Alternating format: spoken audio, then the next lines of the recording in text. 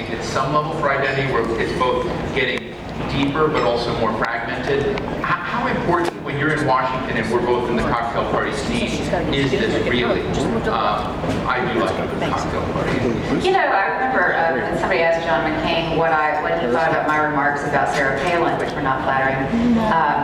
He said, "Oh, that's just somebody trying to get on the cocktail circuit." Well, I just sit on my front stoop and drink wine with my gay neighbors, and I don't even know what that cocktail circuit looks like, but I'm going to go with you, okay?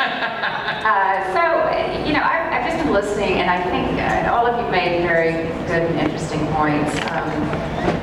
You know, I think partly what we have is generational. I mean, I belong to the baby boomer generation, and I think we were highly motivated politically in terms of the Vietnam War and women's rights and those kinds of things, but we weren't really thinking in terms of running for public office. And I do think younger women are much more likely now to see that as available to them.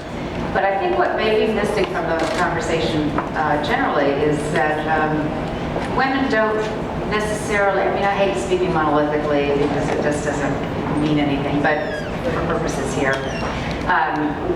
women don't see the necessity of their serving in public office so much as perhaps men do, because men, as someone brilliantly said, they wake up in the morning and they say, yes, I am man, I can do this. Women go to the library, they research, they take notes, they study, and then they go, I can't do that, you know. And plus they see how horrible it is for women. We've witnessed Hillary Clinton's career all these years, and whether you like her or don't like her, we know that she's been put through the ringer, not only by other men, but by our own husbands. So it's hard work to be a woman in public office. It's hard work to be a woman in corporate America. It's just harder. And I don't know that we don't make it a little bit harder on ourselves unnecessarily. Because we are so studious and we are just by nature, we want to get it right and we want to make sure everybody's okay. We have to sort of, I think, just pretend we just shoot up with testosterone in the morning and just say, yes, I can do this.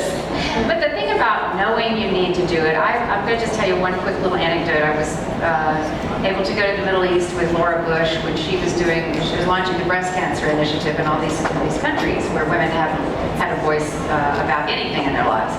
But suddenly they were able to talk about their health care. But what struck me, one of the countries we visited was Kuwait. And this was the year that women had been granted the vote. Okay, this is 2007. We met with the women who had actually run for public office. There were 7 or 8 of them. None of them won. They had to go out into the countryside and talk to men who didn't think women ought to be doing anything except, you know, whatever, you know.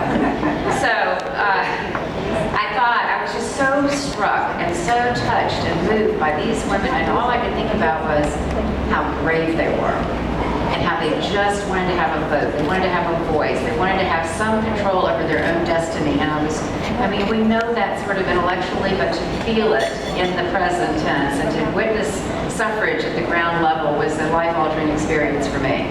I was a born-again feminist, I said, because I thought women have to run for public office because they can. You have a duty, not only to your country, but to the world and to your children and to making the world a better place. We are different than men, and we do have different talents and gifts. And that is not in any way to denigrate the talents of men. I did write the book, Save the Males. I actually love men. I've raised 3 myself.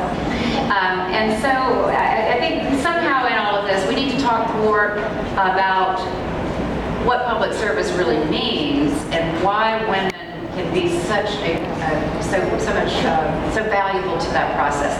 Now I'll tell you, it's hard to be in the legislature and in Congress because if Republican women quietly will tell me, lip service. Lip service. They'll say, oh yeah, we work for women, but lip service.